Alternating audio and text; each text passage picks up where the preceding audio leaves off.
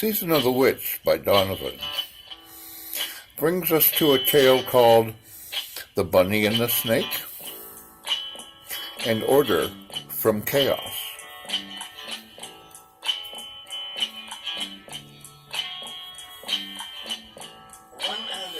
We'll get back to Donovan on the way out. Thanks, Dee. These thoughts and feelings have come to me through and since the fire that we had in Santa Rosa here in October. And the first little tidbit starts off with my friend Nikki. She had just moved out of this particular place that she was in and had realized that it was time to move everything out and to go somewhere else. And that night, a very windy night, that house and all the houses in the neighborhood burnt down. Nothing left, block after block of nothing left. Well, that created a swath of fire. And as it turns out, my brother was on the other side of that swath of fire where Nikki had just exited herself and then was out just before it came along.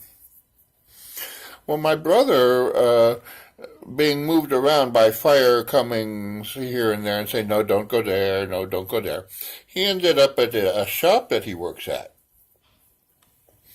And he napped out on the couch.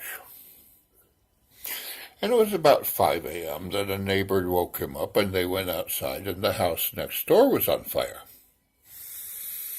It didn't burn the little office where he was, but that's how close it was. And he said the weirdest thing about it was all these embers were just flying by, shooting everywhere on the ground. Have you seen pictures like that? Embers just everywhere. And he couldn't understand why everything just didn't catch on fire. I mean, it seems like it would. The chemistry of the air and the chemistry of everything was very ignitable, very near ignition. And, during emergencies, like during episodes of chaos, like fires, hurricanes, floods, chaos, what happens is the police get ready to help or contain. And it's during this help or contain phase of the fire or whatever it is that day. It reminds me of a couple things. The first one is the bunny rabbit. There he is. And the snake. There he is. Now the snake is a constrictor. So what it does is it squeezes. So when the snake grabs a hold of the bunny, there it is. The bunny's still okay. Okay, it's a little more cozy than I had, foreseen, but okay, everything's still okay. Now, every time the bunny rabbit breathes out, and they breathe rather quickly, but, so they might get a spare breath in there or something, but basically every time let's call the rabbit, for you and me, society, the rabbit, we're just all under the category of the rabbit. So here's the rabbit, and the python has grabbed it and gets in position so that every time the rabbit breathes out, the python tightens. And so the bunny rabbit can't breathe in the full breath that he left out. He can breathe in a little, but then he has to breathe out, and the snake tightens again. So the bunny can't breathe in like he did last breath, but he has to let out, and the snake tightens again. And there, of course, comes a point where the bunny rabbit is no longer conscious.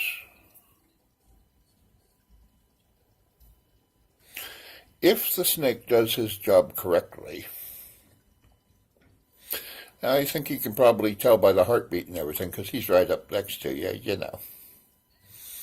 If he does his job correctly, he waits until the bunny rabbit is dead before he proceeds to devour it for lunch or, whatever.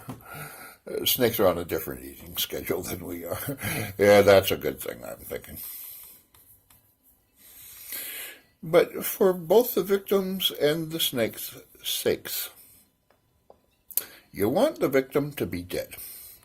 Because if you are the bunny rabbit, and the snake has put you out but he hasn't killed you, the last thing you want to do is wake up while you're sliding down the snake's throat. That has no positive aspects to it. That is totally under the category of a bad trip. And, it's better that you're dead for both parties, because I don't know what kind of throat issues snakes have. But I know he doesn't want his victim waking up and scratching all up halfway down his throat, wherever a throat is on a snake. But you know what I mean. He wants you dead, brother. And you don't want to wake up halfway down unless you got a chainsaw with you, like in the Shark Tornado movie, where the guy gets swallowed and then chainsaws his way out. I'm thinking you wouldn't have a chainsaw with you when you're going down a snake, but anyway. So there's that, and the reason I think of these things is due to this fire. Well, the other category is order from chaos. What? Order from chaos. Well, that's an odd way of thinking, isn't it? Order from chaos? How does that work? Well, it's a symbiotic relationship between the chaos and the order. The order is represented by the snake. The chaos in this case is represented by the rabbit, sorry. And order needs chaos to get out of hand, so that it can clamp down and restore order. Order can't reach out and just clamp down without a reason. It needs this chaos for it to be able to step up and clamp down. And in this process that is ever ongoing, this symbiotic process, both the chaos and the controller both grow, and they make each other grow, and it's necessary that the other one grows so that the other one can grow along with it. Without chaos, order wouldn't have the opportunity to clamp down.